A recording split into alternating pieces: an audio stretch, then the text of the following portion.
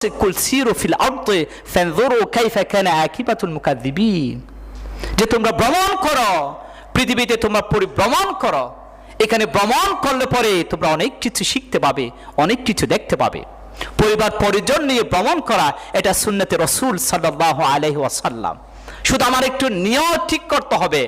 আমি যদি একটু নিয়ত ঠিক করি যে আল্লাহর কুদরত, আল্লাহর নিদর্শন অবলোকন করবার জন্য আমরা ভ্রমণ করছি, তাহলে বাড়ি থেকে বের হওয়া থেকে শুরু করে ভ্রমণ থেকে ফিরে আসা পর্যন্ত প্রতি কদমে কদমে আমার আমলনামার সওয়াব লেখা হবে। বলুন না সুবহানাল্লাহ। যদি আমি বলি, আমার নিয়ত যদি থাকে আমি কক্সবাজারে যাব, হোটেল মোটেল জোনে যাব, আনন্দ ফুর্তি ডিজে পার্টি করব, তাহলে আমার প্রতি কদমে কদমে গুনাহ হবে। শুধু একটু নিয়তের ব্যবধানের কারণে আমার আমল নামায় সওয়াব হবে অথবা আমার আমল নামায় গুনাহ লিপিবদ্ধ হবে। সম্মানিত মুসল্লিয়ান কিরাম, এই বিষয়গুলো